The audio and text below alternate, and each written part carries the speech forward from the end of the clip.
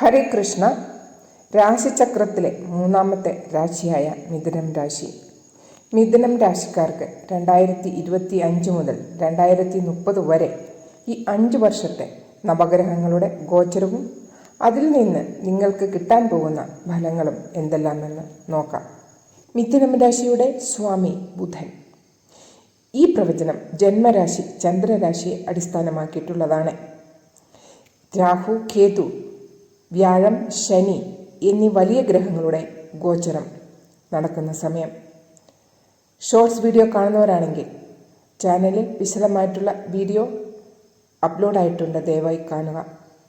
വീഡിയോയുടെ അവസാനം നിങ്ങൾ ചെയ്യേണ്ട ഉപായങ്ങളും ഒരു വാസ്തു ടിപ്പും ഉണ്ടായിരിക്കും. വ്യാഴത്തിൻ്റെ സ്ഥിതി നോക്കാം. മെയ് 2025 മുതൽ മെയ് 2026 വരെ വ്യാഴം 1-ാം ഭാവത്തിലാണ്.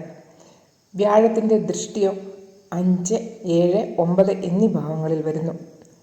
5-ാം ഭാവം സന്താനങ്ങൾക്ക് അനുകൂലമായ സമയമായിരിക്കും. സന്താനങ്ങൾ ഇല്ലാത്തവർക്ക് സന്താന സൗഭാഗ്യത്തിനുമുള്ള സമയം. 7-ാം ഹൗസ് വിവാഹം കഴിക്കാൻ ആഗ്രഹിക്കുന്നവർക്ക് വളരെ അനുകൂലമായ സമയം.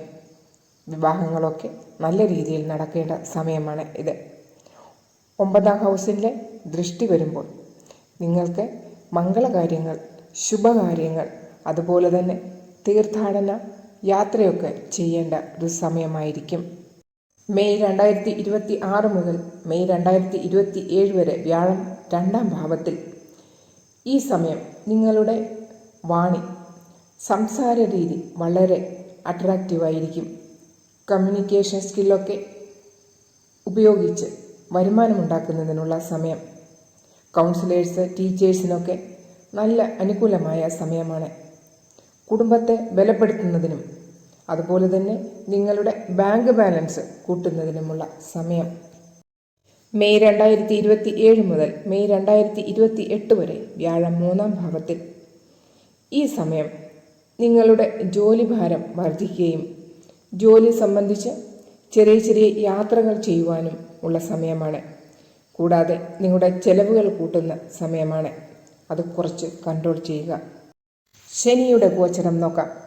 മാർച്ച് 2025 മുതൽ ഫെബ്രുവരി 2028 വരെ 2.5 വർഷക്കാലം 10-ാം ഭാവത്തിലാണ്. 10-ാം ഭാവം കർമ്മത്തിൻ്റെ. ശനി ഏതു രാശിയിൽ വന്നാലും കുറച്ച് അഡ്ജസ്റ്റ്മെൻറ്റ് ചെയ്തേ പറ്റൂ.